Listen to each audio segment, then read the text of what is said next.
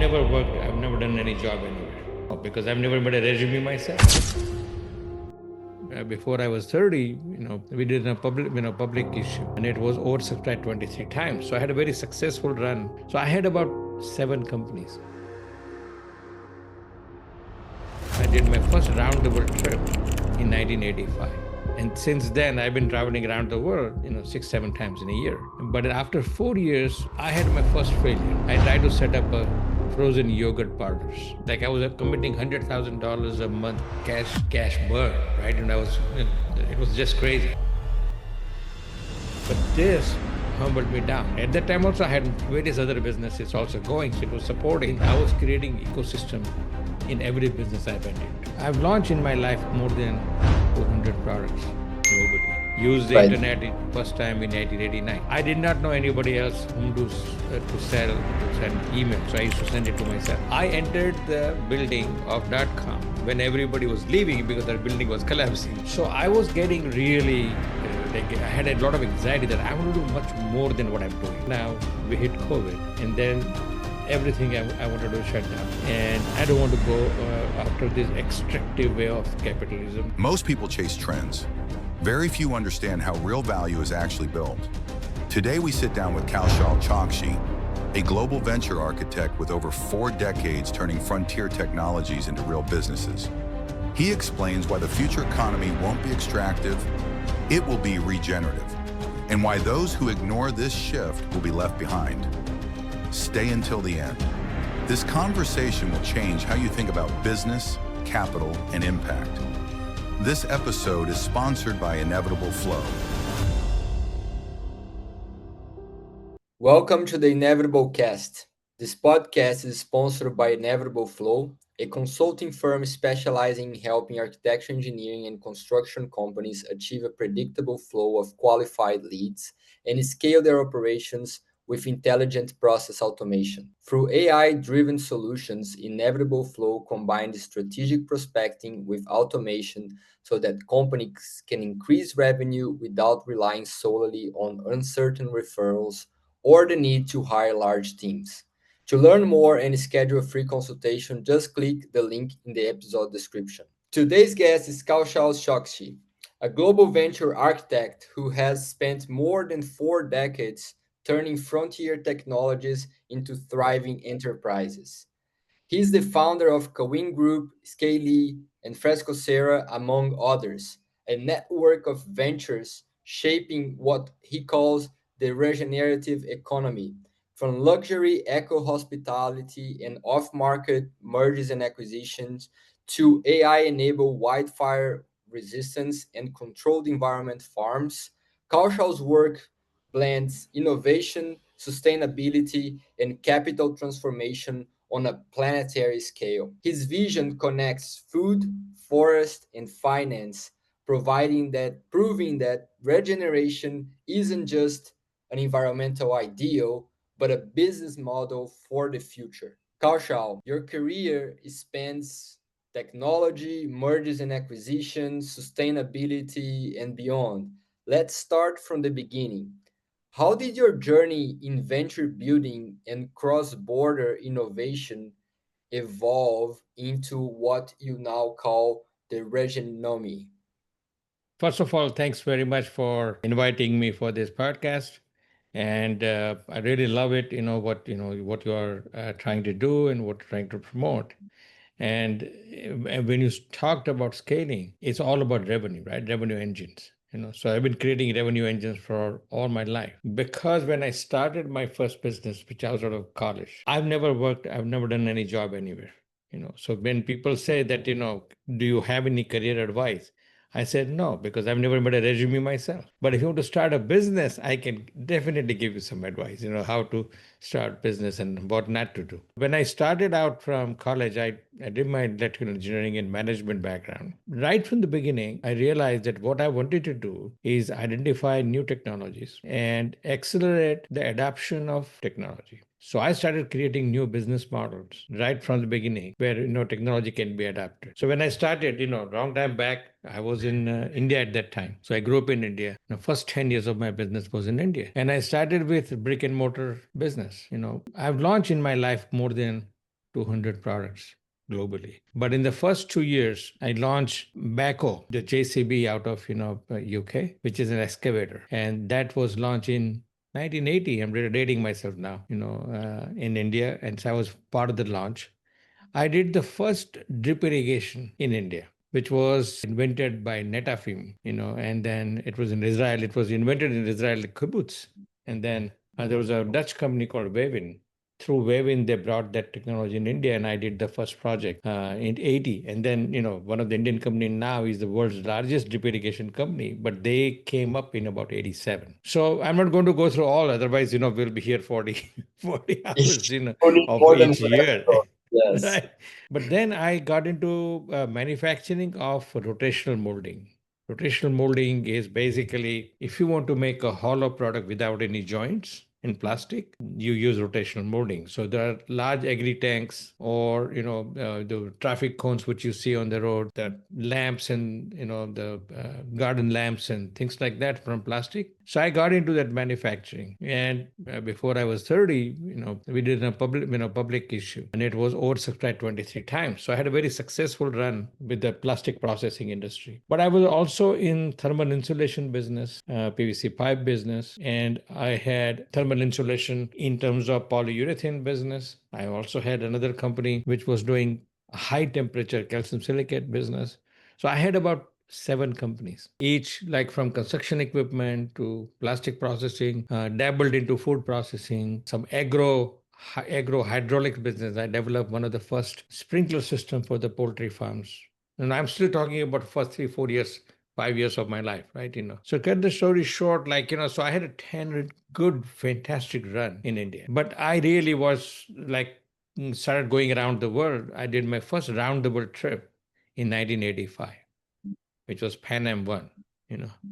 And since then, I've been traveling around the world, 6, 7 times in a year. So as I was getting exposed to the world, at that times, India was very restricted. So I decided, no, you from Brazil, you understand what I'm saying, growing up in Brazil. And so I moved to London. And there I had 4 years in London. I had a great run in London, but in the food business and retail business. But after 4 years, I had my first failure. This was like, I tried to set up a frozen yogurt parlors. And there was a company here in the US called TCBY. And they were opening one frozen yogurt parlor, a day. And there were 1,800 of them. And I thought I will do this in UK. So I imported the machines from US for the whole Europe. I was doing business in whole Europe. Imported frozen yogurt in 40-foot containers from Chicago to Europe. But then the first collapse, when UK started, right? When the UK came out of European Union and they went on their own, Yes. that if you remember that, Margaret Thatcher and, during that time, and everything collapsed. So I had to shut down, I had to close down that business because the mall and everything was going through a real recession in UK. But that experience, because it was early, and as the VC say, if you afford to fail, fail fast and early. Exactly.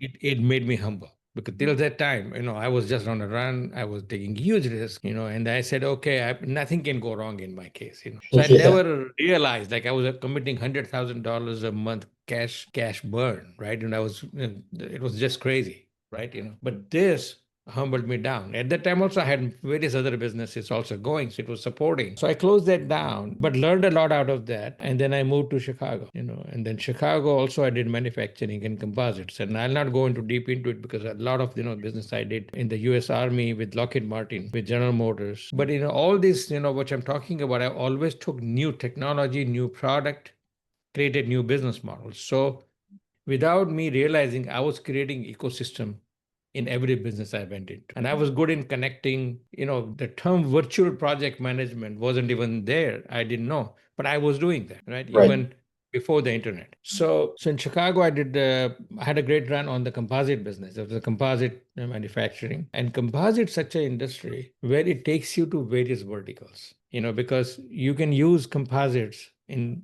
bathtub and you can use composite in Hubble telescope, in aerospace. So the wide spectrum, and you can use fiberglass, you can use carbon, you can use Kevlar. I mean, you can use so many different, composite means you are, mixing various materials. So there was a term called value engineering at that time, that you look at concrete or plastic or steel or wood or whatever the case may be, and apply value engineering. That means you create a better product and cheaper, and that means, non-corrosive, lightweight in the automotive industry, So all these backgrounds, helped me later in my life, because there was we did a value engineering.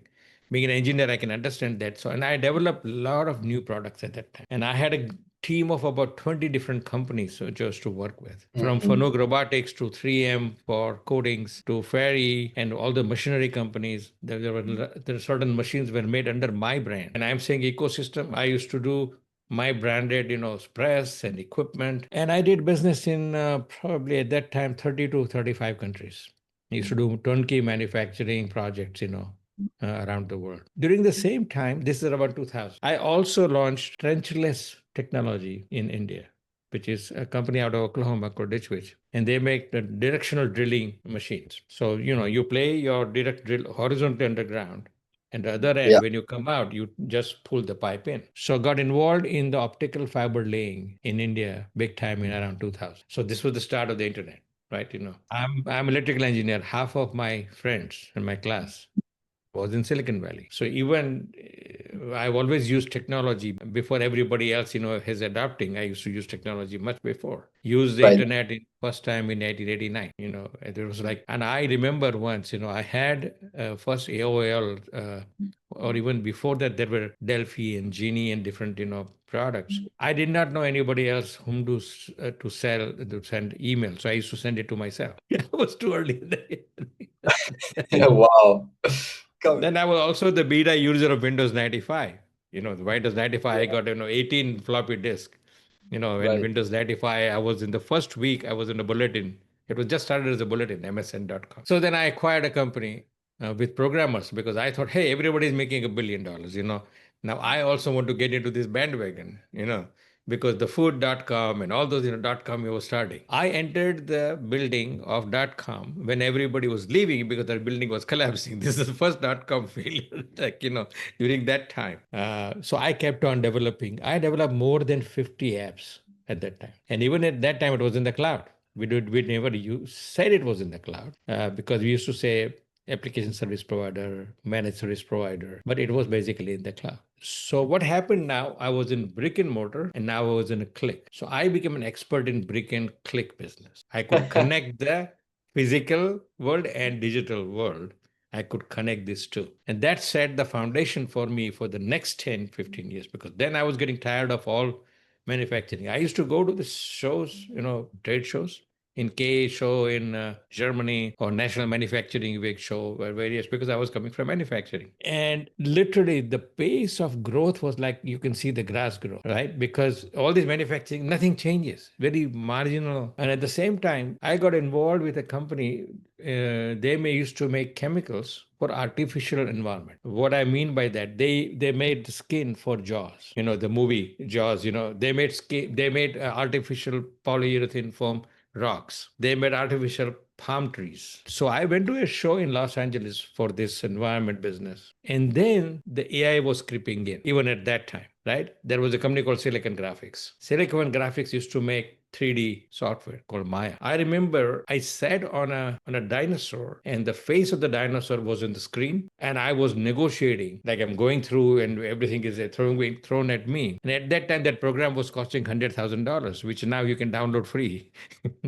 Wow. Yes. Because these guys, were simulating F-16, landing and things like that. They were But ahead I of the also way ahead. This was fantastic. I also remember one guy had all the sensors on his face, and there was a big screen in front, on the in the booth, and he used to make all the expressions, and he will call people as we were walking by from that, virtual face. So I got interested in this, one of the company I was dealing with, they made mannequins of Ray Charles, right?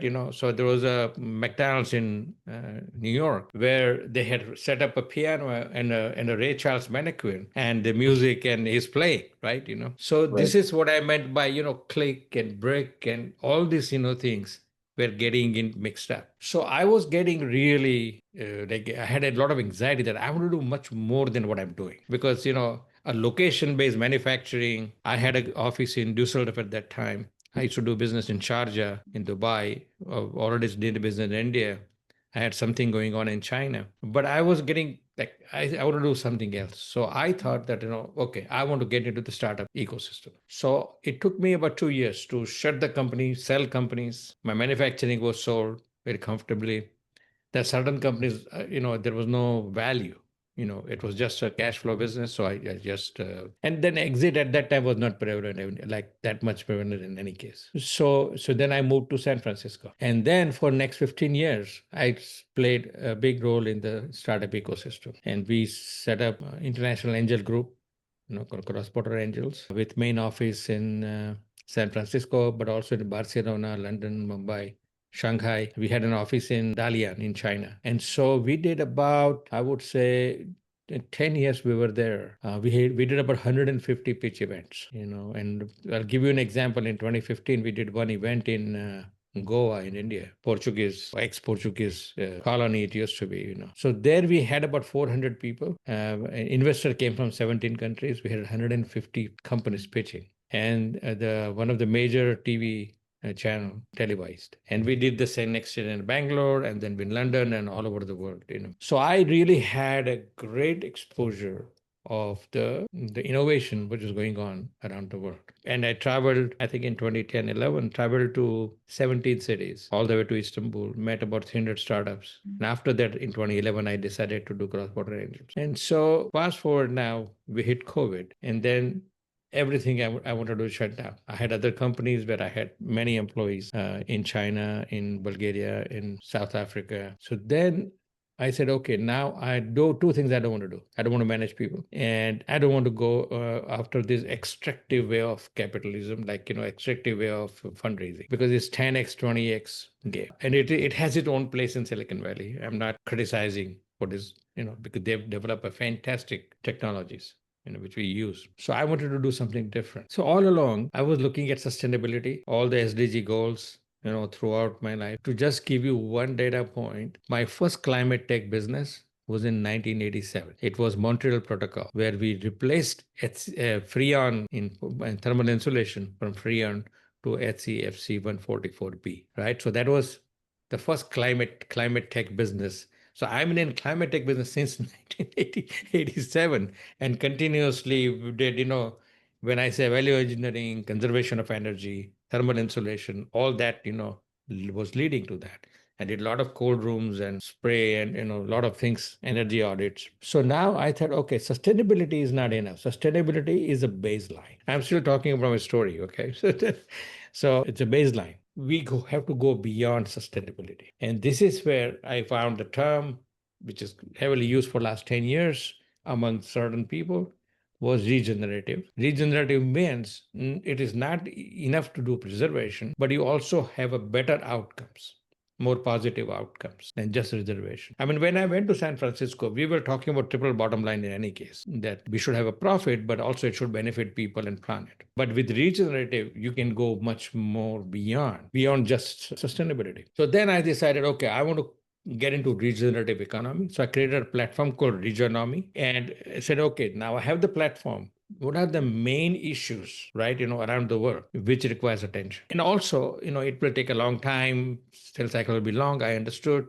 But also, I can create a legacy over the next 20 years. And so I identified two verticals: reforestation. You're from Brazil, you understand what I'm saying. And then the indoor farming. So in reforestation, I decided, okay, I need a biotech company, because planting trees is not enough. You need to have a different way of growing trees. So I found a biotech company, Regenerative, out of Canada, who is a biotech company for fast growth of native species. So we're not doing afforestation, we're doing reforestation. And so reforestation along with agroforesting or commodity-based foresting, so that you accelerate the growth and revenue. Also didn't want to rely on carbon credits. So that means the project has to be profitable, and carbon credit could be icing on the cake, because most of the people still don't understand what is carbon credit, right? We can't touch it, can't feel it, Yeah. And the second, I decided on do indoor farming. And that is how I met you, Yes. And so within indoor farming, I do feel that, and we will talk about a little bit more about it, that food security is a major issue particularly in the US. And during COVID, I found that this is horrible the way our food system works. Before that, I didn't know how it works. I never asked, where this is made. And then I started looking into it, how it is made, where it is made. And particularly in the US, it was crazy to have food deserts around the country. And it is not even a food desert. I call it a nutrition security because I can give you a donut and it will be considered as food security. But that's not the point. We have to be a nutritious product. Yes. Right. So I got into that. So now I have a comprehensive, and we'll go into detail into a lot of technology I've onboarded for the last 2 years. I started in COP 28 in Dubai, and is now you're at a COP 30 in Brazil. It has been taken me 2 years to create the entire ecosystem on Regenomic and particularly in these two verticals. I would imagine this is not an easy task to do, but with someone with your background and all that you have achieved so far, which is incredible. If I maybe even an understatement to call it incredible. It's a feat. And I'm curious, Kaushal, with such a diverse background that comes with like the traditional investment mindset, back in the days, and now shifting it to a more mission-driven innovation. How do you balance financial performance and investor expectations in these new endeavors of yours? Great question. Yeah, I think because I came from that industry of angels and the investment bank and well with corporates, innovation, corporate CVCs around the world. And what I realized that the fundraising has a lot of friction, right? It takes 6 to 12 months to fundraise, and it has a lot of painful. It's a very painful way of raising money. And when because the model is 10x 20x, in other words, they're playing on statistics, that 6 or 7 will die out of 10, 6 7 will die, 2 3 will do great, and one will be unicorn, right? And so that's the model of which we are working with. It works for some, right? But in the process, it's a very painful process. Like Silicon Valley is fine, but if you look at Brazil, if you look at other, that model is not sustainable because you need local growth, you need local sustainability, you need local regenerative economy model. So the way I want to fund these companies is through digital securities on blockchain. So I'm going into tokenized funding. So now it's a fantastic way of democratizing and fractionalizing the fundraising. So right now, look at, you have seed and series A and series B and series C and, whatever, exit or IP or whatever. Under the digital securities, basically it's on a Web3. So you have smart contracts on a blockchain. That means total transparency, no intermediaries, and you can have secondary market. Now, right now, it is more focused on real estate, where there is a real hard assets, but it will morph into everything will be tokenized. So think about it, if you want to raise a fund and you can continuously raise the fund, you don't even have to exit because tokens can be, you can exit through the tokens. So at least in the US, you have to have that security, regulatory environment. So everything I'm talking about is powered by digital security funding, alternative funding. Now, when I was doing this, I also wanted to launch a venture studio. So I came up with Karmic Unicorn Venture Studio. So why Karmic Unicorn? Because unicorn means $1 billion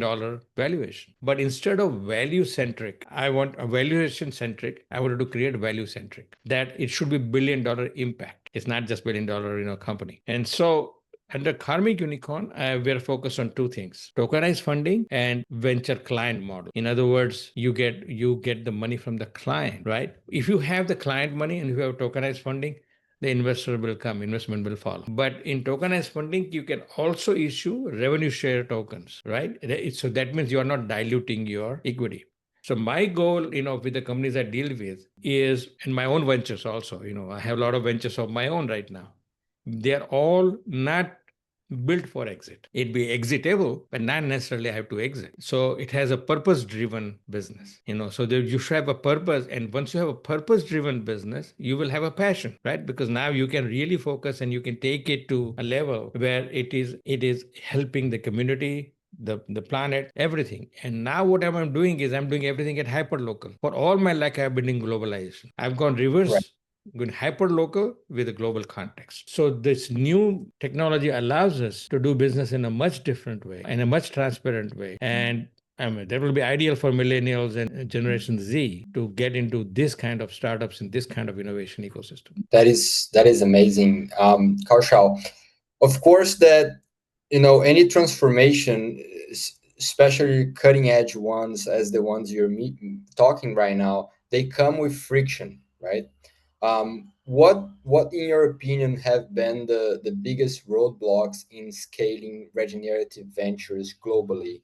Would you say it's like funding or maybe policy or cultural adoption? What in your opinion is the biggest challenges in scaling this? Number one, lack of understanding of these models. So, for example, the moment I talk about digital securities or even tokenization, the moment I use tokens, people think it is crypto, it is Bitcoin, it is currency by itself, which is not the case. It's just shares on blockchain. So that mindset, even I've talked to people in Silicon Valley, and even they are saying, "Oh no, we don't want to do crypto." No, this is nothing to do with crypto. So basically, educating everybody, investors and founders, everybody, that this is a safe and better way of going. So that is number one challenge. The second the challenge is that we are inventing much faster exponentially than we are adapting. In many countries, like there is a bureaucracy set in. So again, it goes back to why adoption is slower, because from politics to education to healthcare, there are sectors which are extremely slow to move. So think about it, that if you are going into a college today, by the time you come out of college, there are job titles available which did not exist when you entered the college. So how can Yes. college will teach you for those job titles? Impossible. So Right. basically they can only give you a framework of learning, and you keep learning informally Yes.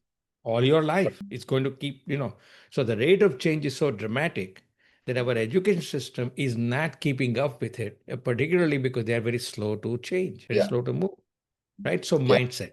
So one is, this, education, the mindset, and the mindset prevents people to adapt technology. And take the case of US, we have huge, decision makers are still baby boomers, and they're contented. They don't have to change because, everything has been hunky-dory for a long time, right? Right. And then change suddenly comes like a brick to them, right? And then they start blaming everything else, maybe globalization, maybe this, but it's a rate of technology change which is coming at such a rapid rate that it's very difficult. So this too, right now, the way we are getting funded and social media is working. So when communism lost, capitalism did not win. So we are still adjusting our capital, right? Right. So democracy and capitalism, that balance, right balance, so that it doesn't drift to oligarchy, it doesn't drift to technological authoritarian world. So I think balancing that, right, is, because success is, if you start believing in success, that somebody may raise $1 billion, that is success, then companies from $43 billion to bankruptcy case studies also. So these are, I think, they are the main challenges, which are at a much more macro level. And I can go through another 20, challenges at a micro level, but that is vertical specific. If you can delight us with a short explanation on what happens in the micro level in terms of challenges, I think that would be a great time to do so. So let's talk about the indoor farming, right? Right. And particularly indoor farming. I do indoor farming, and I'm also adding value at source with freeze dry, right? So I'll talk indoor farming first. So it is no brainer that as the climate is changing constantly, and extreme climate is going up and down, the indoor farming should be the norm locally, right? So think about it, like last year there was a recall of organic carrots here in Florida and South Carolina, and they were made in California. Why carrot had to travel 3,000 miles? So you have to travel 3,000 miles. That means you're going to preserve, you're going to have some chemicals to go to A to B 3,000 miles away. We extend their life. So the distance in food creates all kinds of, issues. Then your GMO is focused on fighting pests and fighting insects and productivity, not on nutrition, not on Yes. taste, and not on color. And then you are destroying biodiversity. So you have So I think this problem should have been. It's already a big problem, but most of the people don't even, so far, never ask where this is made. If you look at that, big garlic coming from China, Let's, it is banned in India, that garlic coming from China, because of the situation, because of it is highly toxic, some of the Yeah. products. So I think, at a micro level, when you start looking at the capex is high, but to me, capex is a 30 to 35 years shelf life, the life of the greenhouse. So Right. capex is nothing, when you divide it over 30 years, right? Yes. But then how do you educate the customer? The customer right now, even in the US particularly, you look at it, 40% of tomatoes are imported. 90% of roses are imported from from Colombia and Ecuador. And we are subsidizing wheat and corn and pushing all over the world. So it is skewed game. We also have no way of knowing whether this product has pesticide or not. So if there are two products sitting side by side, we don't know how poisonous this product could be, right? So we need, apps, by looking at a bell paper, we know that this has a pesticide residue and this doesn't. That means I'm prepared to pay premium. Now, when you say organic, does it mean organic? No, it still has residues. It still has, there is a, the whole terminology and labeling is defective. So at a micro level, there are hundreds of problems which I see, in market adoption, educating the market, and then at a technology level also, right? Controlling the environment inside, the seed technology, and the GMO should have focused on nutrition rather than other things. So Yeah. I can go on and on about it. The reforestation is another. We can take 1 hour of the issues we have, right? So these are some of the things like at a micro level, and the funding I already discussed a little bit. That how do we fund these companies where we're in a world where it's 10x, 20x outcomes are needed. But fortunately, I think I feel that the tipping point has happened. I think there are enough impact investors, there are enough people are out there. The other challenge is the greenwashing, because so many people will jump into the bandwagon. If a large chemical company starts talking about regenerative, I have a problem with that. Yeah, you can hijack that term, but well, it doesn't belong to with your brand. On greenwashing, what do you think that separates, true innovation from greenwashing today?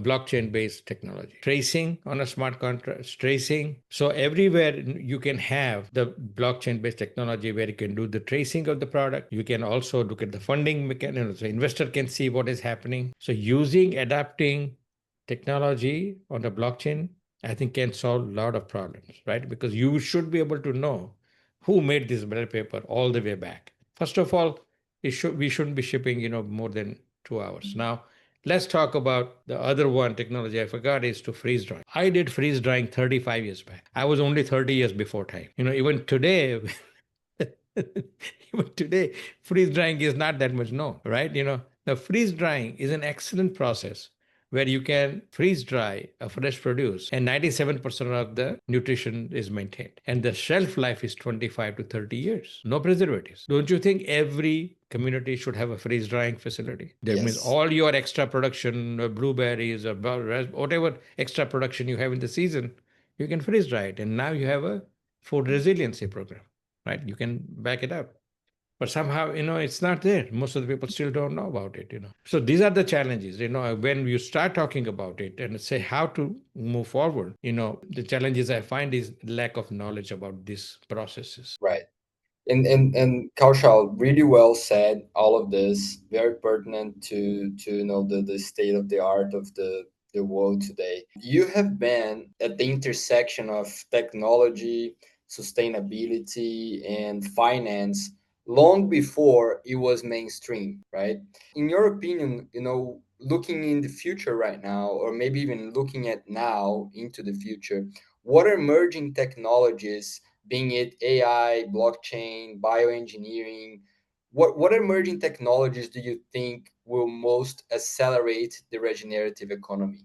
I think the blockchain based technology and AI, the real time feedback and correction. So now we will be able to the cost of computing has gone down.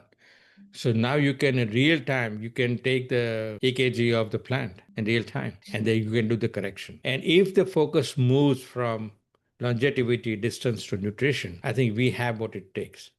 I see that by using these technologies and business models, every restaurant should have their own greenhouse. Every restaurant, because there is no need to have this extremely processed food. There is a place called Bodega Bay in California. It's a beautiful like town, and when you go and it's right on the ocean. When you go and eat fish, it's not local fish. It goes through the entire cycle, right? Through the cold room, and it goes back, and supply chain. It's not fresh from there, right? So this has to change, right? The new system has to. So I think now we have enough technology through AI and blockchain based technology to self correct, to monitor and predict. One of the biggest thing is prediction, right? I'm also involved in long-term weather forecast company, prediction company. The better we predict 6 months before what kind of temperature, or weather, humidity we're going to have, we'll be able to plan better. So prediction will come through data patterns modeling, and that is again Yes.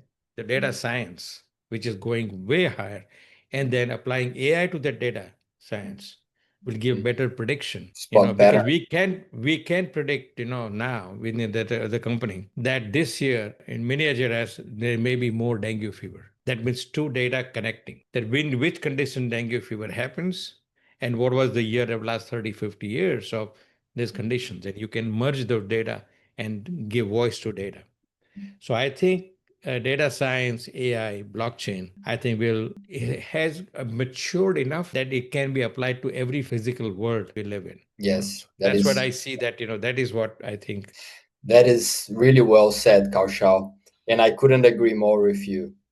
Looking ahead now, what is next for your ecosystem? Let's say, like what new frontiers are you preparing to explore, being it new geographies or asset classes or partnerships? What's next for the ecosystem that you're building? The next is like, it's scaling into everything we do, right? For example, we've developed the brand called Fresco Cera. The Fresco Cera. So folks started with the greenhouse, but then we started building other revenue engines around greenhouse. So we added farm to table restaurant. Then we added freeze drying, so you can add value at source. Then we added another housing, which will be biophilic houses. So now we can create a greenhouse, but also villages. So regenerative living, living toward regenerative living.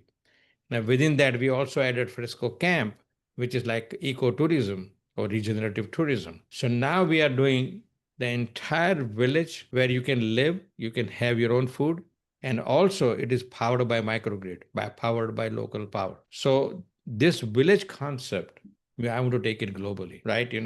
I have various projects here in the US, in Montana, in Northern California, here in Tampa. We're negotiating, projects throughout the country, but also in Brazil, in Kenya, negotiating a project in Uganda, and few other countries as well. Because I think, as I said, my focus is hyper local. Means if you can create the food and power and bring digital jobs to locally, then you don't have to have a commute.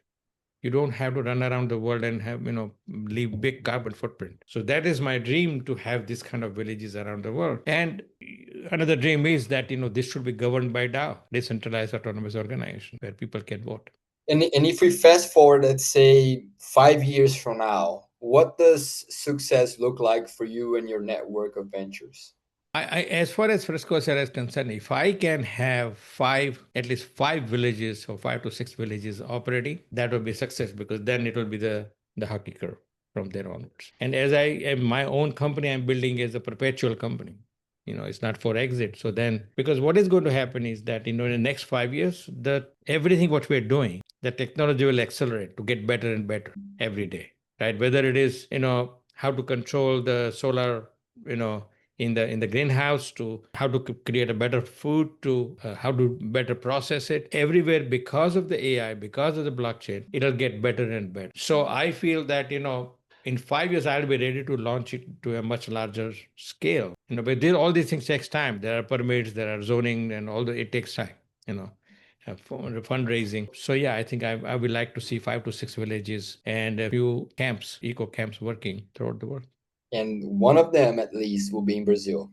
In Brazil, and I'm glad to say that I'm fantastic. I'm really excited to partner with you, particularly in the area where you are. We can really create a gastronomical experience. We can create a wellness experience. It's a beautiful part of the country you are, and I'm really looking forward, to establish this in Brazil. Yeah, likewise. I couldn't agree more, Kaushal. I'm very Yeah, excited for what the future holds in terms of working with you to create this regenerative economy in Brazil, which is a place that much needs it and is ready for it. So, absolutely. as we approach, the end of this episode, Kaushal, you've built an extraordinary ecosystem that bridges purpose and profit. You've achieved so much, through your ventures, Fresco Cera, Scaley, the Calling Group, and the others, right?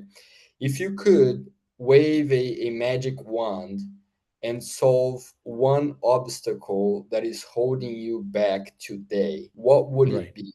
I think access to perpetual capital, where people who are not looking for this 10x, 20x, but they're happy with the cash flow. They're happy, to support businesses for a long term. And I think that is what I think is needed, so that then we can reduce the gap between haves and have nots. Means you can make money from the top to support the vulnerable people, right? But Yes. you need mature, passionate, purpose driven investors who are not saying just for the sake of purpose. I've seen people say impact investors, but then they say, okay, what is your like ROI? I said, okay, your impact investment is just the impact on your ROI, not on impact on the world. Got it. you know so I I think that maturity of those kind of investors, that is the magic wand. If I had those kind of investors around the world, it will change. and so in order for us to finish now on that same token, what is a good advice you would give to a potential investor that is considering investing in this regenerative economy? Every investment has to be evaluated. Does it deserve this company? Does it have enough purpose to do it? Bottom line, you still want to build unicorns, and it will be possible to build unicorns. So basically, doing good while doing good, right? So ask yourself, does it have a purpose? Is the people who are doing it, is the passion who really want to do it? So investors should be looking at unicorns which also impacts $1 billion impact, not just valuation, right? It has to create a value, and nothing should be at the cost of the local community. Yeah. If you put up an oil pipeline through a community and destroy the community doesn't get anything Yeah. unless you are confident. Okay, I will do this in the community. I'll do reforestation in the community. I'll do food forest in the community because I'm going to lay a pipeline, and they don't get benefit. Madagascar, we are working in Madagascar. The all this vanilla, 80% vanilla comes from Madagascar. But how much they're getting benefited? The farmers, they don't. Yeah. Yeah. So I think that's what I would say, that the investors should be, in fact, can make more money on a consistent basis rather than this boom and bust. Amazing. Kaushal, thank you so much for sharing with us today. This was an incredible episode. I really appreciate you participating today. And it is always fun with you with this podcast or otherwise. And I'm glad that we could talk about this in this episode. That is for today's episode of the Inevitable Cast. This podcast is sponsored by Inevitable Flow, a consulting firm that specializes in generating a steady stream of qualified leads and scale operations with AI and intelligent process automation. If you'd like to explore how these strategies can work for your business, click in the link in the description to book a free consultation. I'll see you next time.